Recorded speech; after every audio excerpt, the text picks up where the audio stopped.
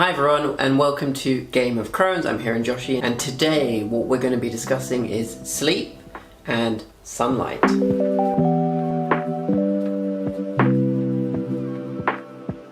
So as I've said in my other videos, stress is one of my biggest triggers for Crohn's and one of the main culprits for my stress buildup is lack of sleep. So there's a few things that I've done to sort of improve my sleep and my sleep hygiene, and what I want to focus on today is sunlight exposure. So if you're like me and you work in an office, you have a desk job, you are indoors a lot, which means that you're not getting exposed to natural lights enough. I think since COVID, when we went remote and people, are working from home like myself, there was a period where I just wasn't getting enough sunlight because obviously when I'm going to the office, I'm commuting, I'm outside, I'm cycling to the office to and from. That's, roughly about 30 minutes of natural light exposure twice a day, which is sort of like the bare minimum. But from the start of COVID, I was staying indoors a bit too much, and this is when I started to realise that I had definitely felt large disruptions to my sleep. Now, I've spoken about the circadian rhythm many times on this channel. What you need to do is make sure that your circadian rhythm, your internal clock, is sort of connected to your environment. So you need to make sure that you have that early daylight exposure, whether it's going out for a walk early morning or just opening your curtains and just letting that light in, or stepping outside into your garden or your balcony if you have one, and just standing in the sunlight for 10 minutes roughly around the time you wake up. Why is this important? If we have that early exposure, to natural lights, we obviously get vitamin D, but also it helps our internal clocks to wake up and have that boost of energy that we like to see in the mornings.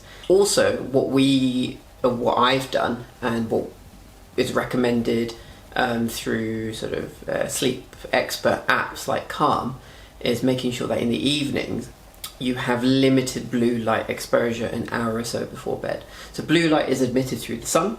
That is the sort of telltale sign for our biological sort of response to be alert, to be awake, to release specific hormones that we need to release within the mornings to function. But when it gets darker and our brain needs to then activate certain hormone responses to make sure we are then getting ready to sort of go to bed, to relax, to wind down, limiting your blue light exposure is key, because your brain and your body can get confused if you're exposing it to that blue light that the sun emits, through our technologies at night, because it will then sort of block that hormone response for our bodies to get ready for bed. So what I've done is, not only do I go for a walk in the morning to help with my circadian rhythm, but I also like to limit my phone time. I use certain features within my phone where you can remove the blue light from it. So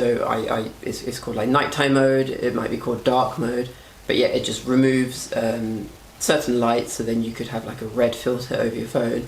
Mine goes black and white, so there's just no colour coming from it at all.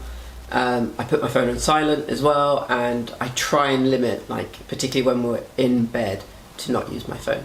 It can be difficult, we're all addicted to our phones in some way, but this has definitely improved my sleep quality. I've been tracking my sleep for years now, and I do that just because I want to know when I have had a bad night's sleep, what did I do the night before or the day before that have contributed to it, whether it's food, drink, or too much phone time. So the importance of sunlight is there for us. The importance of natural light. If even if it's cloudy, that's better than being indoors and getting light exposure from your unnatural light source, which will probably be your light bulb.